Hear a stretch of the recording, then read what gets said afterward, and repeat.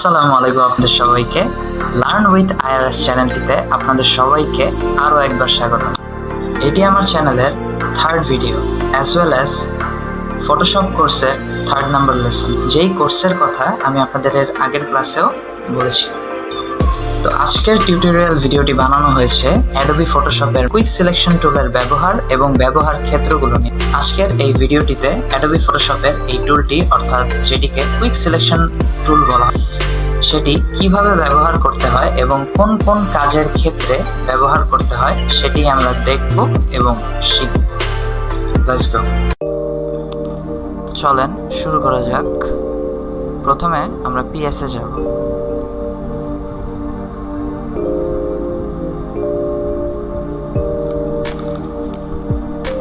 এখানে আসার পর আমরা একটা ছবি নিয়ে নিব, যেমন এই ছবিটা আমার আগেই ডাউনলোড করা ছিল। আমি এটা নিয়ে নিলাম, সিলেক্ট করলাম, জাস্ট ওপেন। এই যে এটা হলো কুইক সিলেকশন টুলস। এই মাউসের অ্যারোটা জাস্ট এই টুলসের উপরগুলো রাখলে আপনারা দেখতে পাবেন যে কোন টুলসের নাম কি, এবং ফটোশপ কর্তৃক প্রত্যেকটা টুলসের চেনার জন্য একটা রিকগনাইজেশন ক্লিপস দেওয়া আছে এরকম, যেটাতে নামও দেওয়া আছে। যেমন এটার নাম হচ্ছে কুইক সিলেকশন টুলস, এবং এটাতে মাউসের অ্যারো চিহ্নটা রেখে যদি আপনারা মাউসের রাইট বাটনে ক্লিক করেন তাহলে আরও কতগুলো সাব অপশনস আসবে। এটা অপশনস আছে যেটা দিয়ে 3 রকমের কাজ করা যায়, যেমন অবজেক্ট সিলেকশন টুলস উপরেরটা, মাঝখানের কুইক সিলেকশন টুলস, এবং থার্ড ম্যাজিক ওয়ান্ড টুল। কুইক সিলেকশন টুলস মাঝখানেরটা দিয়ে দেখা যাক। খালি একটু জুম করে নিই ছবিটা, তাহলে বুঝতে সুবিধা হবে। আপনারা জাস্ট এই জুম অপশনটাতে ক্লিক করে কিবোর্ডের অল্টার বাটন প্রেস করে এই জুম আইকনটার মাঝখানে দেখবেন একটি মাইনাসের মতো চিহ্ন আসছে এরকম। তারপর মাউসের স্ক্রল বাটনটা আপনারা ঘোরাবেন সামনের দিকে, তাহলে এই যে এটা জুম হবে, আর পেছনের দিকে ঘোরালে জুম আউট হবে। এটা হচ্ছে সহজ নিয়ম।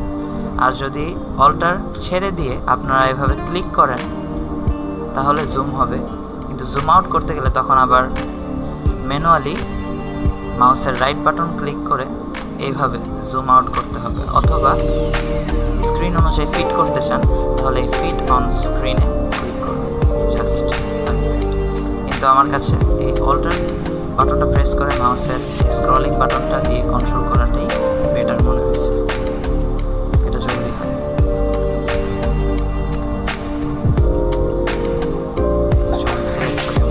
সাবজেক্টটা উপর আমি মাউসটা রেখে প্রেস করার পর এই এতটুকু অংশ সিলেক্ট হলো। যে সাবজেক্টটি রয়েছে সেই সাবজেক্টটি উপরের গেঞ্জিটার রং বদলাবো।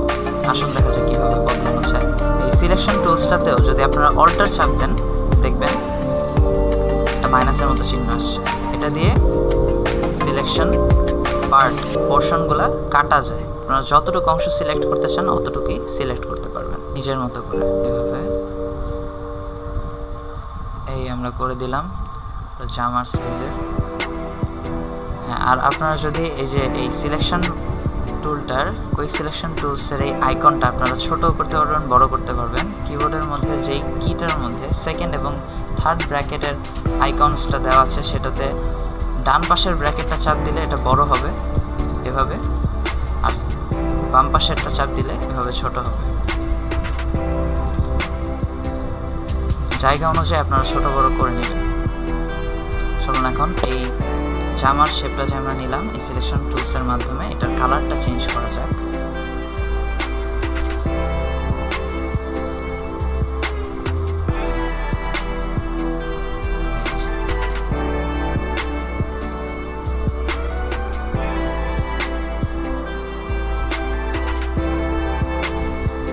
বিভিন্ন কালার আসবে, আপনাদের যেই কালারটি মন চায় সেই কালারটি আপনারা দিয়ে দিবেন।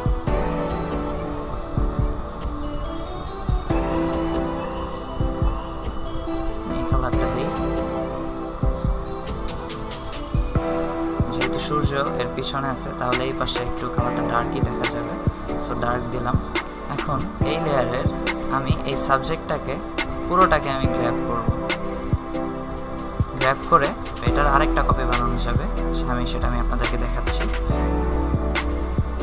জাস্ট এটা ক্লিক করে এভাবে সাবজেক্টটাকে গ্র্যাব করে এই ফটোশপ পেজের উপরে এডিট অপশনে ক্লিক করবেন, কপি মার্জড দিবেন, আবার ক্লিক করে পেস্ট দিবেন। এই দেখেন, তাহলে এটা থেকে এই লেয়ারটা থেকে যে আমি কপি করছিলাম ওটা একটা কপি এই জায়গায় আসছে। যেমন আমি আপনাদের দেখাই, যদি এই লেয়ারে চাপ দিয়ে আপনারা এই ইনভিজিবল করে দেন তাহলে দেখেন আমার কপিটা কিন্তু এই যে উপরে আছে, এই যে এটা ঠিক আছে। ওকে, দ্যাটস ফাইন। এটাকে আমরা এখানে আনলাম, এই লেয়ারটার মধ্যে ক্লিক করে তারপর Ctrl+T প্রেস করলাম। Ctrl+T প্রেস করে মাউসের রাইট বাটন ক্লিক করে ফ্লিপ হরিজন্টাল এই অপশনটাতে ক্লিক করব। এই জাস্ট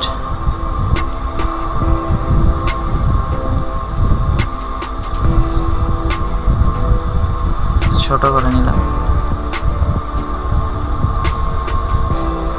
এভাবে থাকলো। এখন আমরা দুইটাই তো সেম হয়ে গেছে, তো এটা যদি আমরা একটু ভিন্ন করতে চাই তাহলে আমরা এই কুইক সিলেকশন টুলসটা দিয়ে এটার প্যান্টের কালারটাও চেঞ্জ করতে পারবো, জাস্ট লাইক দ্যাট, এভাবে। ঠিক আছে, মাস্ক টুলের রাইটের যে অপশনটা অ্যাডজাস্টমেন্ট লেয়ার, এটাতে ক্লিক করে একদম উপরে সলিড কালারে যাব। তাহলে এটা বেটার হবে। ওকে, দ্যাটস ফাইন। এই আমরা করলাম। এবার যদি আমরা কিছু লিখি, যেমন টেক্সট অপশনে চাপ দিলাম, হরিজন্টাল, এরকম যেই রকম লেখার শেপ আপনারা চাবেন ঠিক সেরকমই থাকবে। এটা হচ্ছে সবচেয়ে স্ট্যান্ডার্ড যেটা, আচ্ছা এটাই নিই।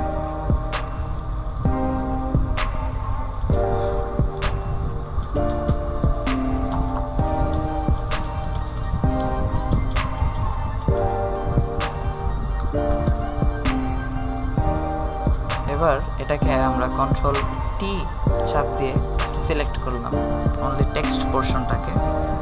এখন মার্ক টুলের ব্যবহার তো আপনাদের এর আগের ক্লাসে দেখাইছি। আচ্ছা, আমরা একটা রেক্ট্যাঙ্গুলার মার্ক টুল নিলাম, জাস্ট এটার উপরে এরকম করে একটা ফ্রেমের মতো তৈরি করলাম। তারপর সলিড কালারে যাব, একটা কালার নিব, কালারটা নেওয়া যায়, এই কালারটাই থাক। তারপর লেয়ারে দেখবেন এই যে এই লেয়ারটা কিন্তু উইথ কুইক সিলেকশন টুলসটা লিখছি, সেই টুলসটার উপরে আছে। এটাকে জাস্ট এভাবে ধরে নিচে নিয়ে আসবেন, বাস।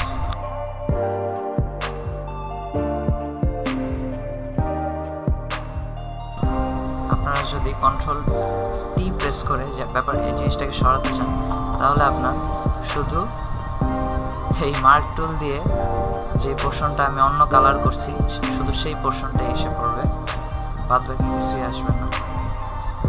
সেই দুইটাকে একটা গ্রুপে ভাগ করতে হবে Ctrl+G প্রেস করার মাধ্যমে, এভাবে।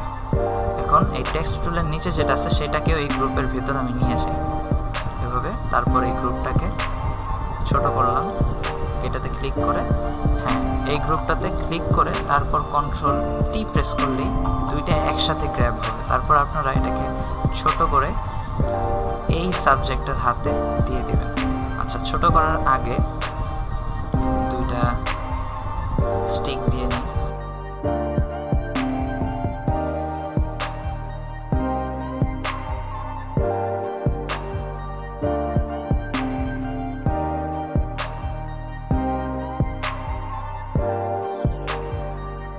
লেয়ারটা হচ্ছে মার্ক টুল দিয়ে আমি যে শেপটা গঠন করলাম। লেয়ার প্যানেলের এই লেয়ারটাতে থাকা অবস্থাতেই আপনাকে Ctrl+J প্রেস করতে হবে, তাহলেই দেখবেন যে এই লেয়ারের আরেকটা কপি তৈরি হয়ে গেল।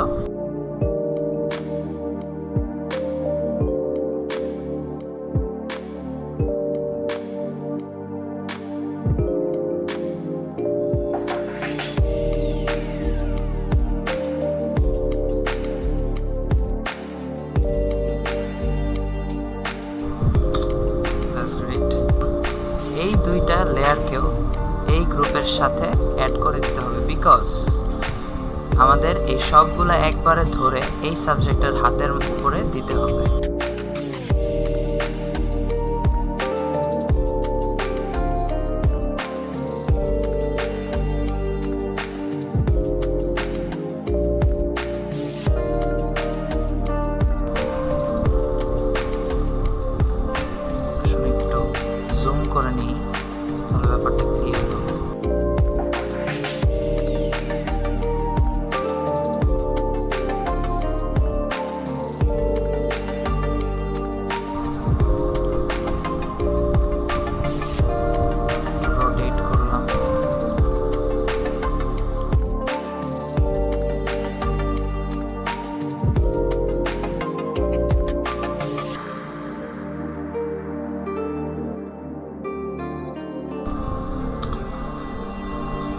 হয়ে গেছে।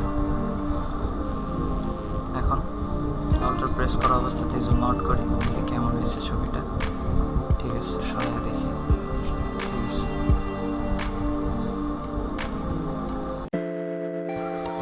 আশা করি ভিডিওটি আপনাদের খুবই ভালো লেগেছে। আর আপনারা যদি আমার চ্যানেলে নতুন হয়ে থাকেন, এখনো সাবস্ক্রাইব না করে থাকেন, সো এই রিলেটেড ভিডিও পেতে আমার চ্যানেলটি সাবস্ক্রাইব করে দেবেন। বিকজ ওয়াই নট, বিকজ আপনারা তো জানেন যে আমার চ্যানেল থেকে আমি যে ভিডিওগুলো পাবলিশ করছি সেই সকল ভিডিওগুলো একটি কোর্সের অন্তর্ভুক্ত। সেই কোর্সটির নাম হচ্ছে অ্যাডোবি ফটোশপ লার্নিং কোর্স।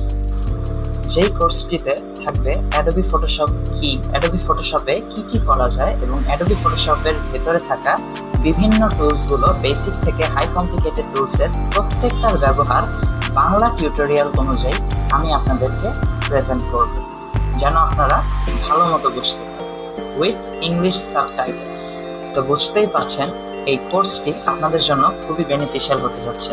এই কোর্সের প্রতিটা ভিডিও আপনারা খুব মনোযোগ দিয়ে দেখার চেষ্টা করবেন, বিকজ একটা ভিডিও ছাড়াও আপনি এর পরবর্তী ভিডিও কোনো কিছু বুঝতে পারবেন না, বিকজ প্রতিটা টুলসের ব্যবহার প্রত্যেকটা কাজে পুঙ্খানুপুঙ্খ জানা খুবই প্রয়োজন। আপনারা ইউটিউবে দেখতে পাবেন গ্রাফিক্স ডিজাইন রিলেটেড কিংবা অ্যাডোবি ফটোশপ আর এআই ইলাস্ট্রেটরের ওপর ভিত্তি করে নির্মিত বিভিন্ন ভিডিওগুলা থাকার পরেও মানুষ কিভাবে এই সফটওয়্যারগুলোতে কাজ করতে হয় সেটি বুঝতে পারেন, বিকজ তারা ভিডিওটি দেখার পরে নিজেরা প্র্যাকটিক্যালি ট্রাই করেন। সাথে সাথে আমরা যদি কোনো একটা জিনিস দেখার পর সাথে সাথে সেটি ট্রাই করি প্র্যাকটিক্যালি, তাহলে সেটি সারা জীবনের জন্য আমাদের ব্রেনে গেঁথে যায়। পরে আমরা যে কোনো সময় যখন সেই কাজটা করার চেষ্টা করি, তখনই সেই কাজটি আমাদের ধাপে ধাপে মনে পড়ে যায়। তাহলে লাইক এবং শেয়ার করার মাধ্যমে আমাকে ইন্সপায়ার করবেন, যেন আমি ফিউচারে আপনাদেরকে অ্যাডোবি ফটোশপ এবং এআই ইলাস্ট্রেটর রিলেটেড আরও বেটার ভিডিও প্রোভাইড করতে পারি। তো আজকে এই পর্যন্তই, দেখা হবে পরবর্তী ভিডিওতে ফটোশপের অন্য কোনো টুলসের ব্যবহার এবং তার কাজগুলোর ক্ষেত্র। সেই পর্যন্ত ভালো থাকুন। আসসালামু আলাইকুম।